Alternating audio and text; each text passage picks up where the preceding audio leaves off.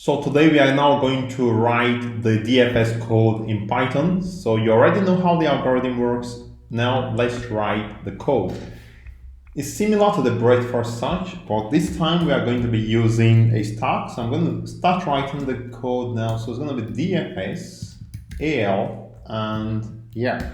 So we need two things. One, the visited array and a stack. Okay, so to implement a stack, we're also going to use a list or a set. So I'm going to say stack is equal to a new stack, and I'm going to say visited is equal to an empty list as well. Now, the first item we are going to put into the stack is the root. So I'm going to put the root item, which is G, onto the stack. So this is standard, you have to put this root item right there. Okay, so let me make some room here, and we are now going to loop through this stack, and for each item, so once we put something in the stack, okay, we are going to now iterate through the stack for each item in the stack. If it has any unvisited child, we are going to add those unvisited children to the stack.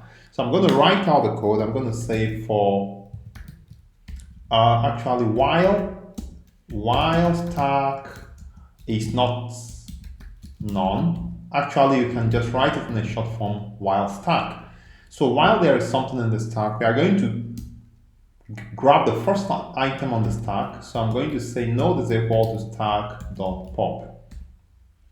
So this is going to retrieve the item or the first item from the stack, and we are now going to add it to the visited array, provided it has not already been visited. So I'm going to say if node not in visited. So if node is not in visited, we are now going to add it to visited. So I'm going to say visited.append node. Okay, and after adding it, we are now going to also add the children of this node to the stack.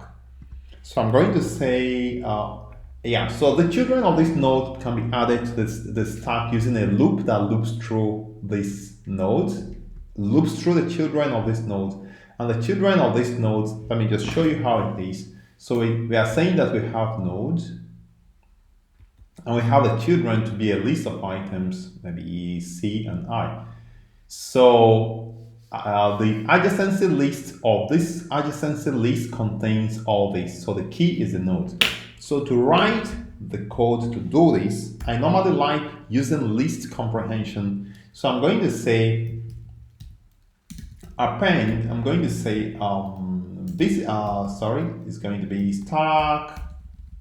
stack.append x, right, for x in AL of node, right? Good. So this is a list comprehension way of doing it. If you want to use a for loop, you can also say for x in AL node stack.append x. So it's also the same thing. I would like you to do that as an assignment for yourself.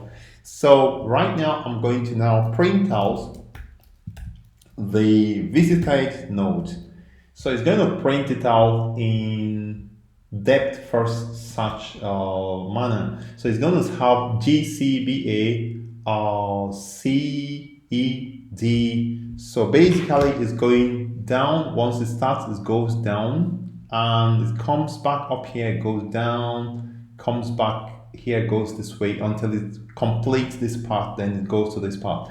It can also be the other way around, so it can have GIJK, comes up, do H, then comes this way, CEF, and comes up, do D. So let's just write it so that we can verify what we are doing. So it's going to be, let me increase this. So it's going to be G, which is actually, this is from the left side, and from the right side is going to be GIJK,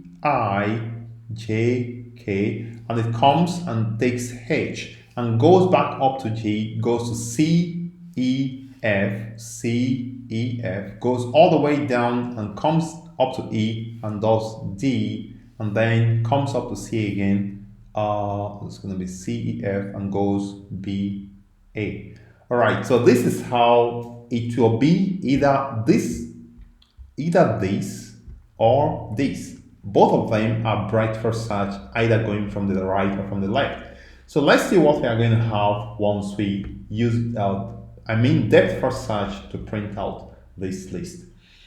So I'm going to just uncomment this. Oh, no, not uncomment this. We don't need to uncomment this. I'm going to just call depth first search with the adjacency list. So I'm going to say DFS and give it the adjacency list, and let's see what it prints out. Okay, let's take a look at this. Okay, so it seems we have the second one going from the right. So we have GIJK, HCE, FDBA. So there is also a depth first search printout of these nodes. So take some time to get your head around it. This is using stack, depth first search, and also we've also done breadth first search using queues. Now we have two more items to cover: searching for a key in a tree, and also an exercise, print tree top view. So let's see in the next part. Please remember to subscribe if this has been informative for you.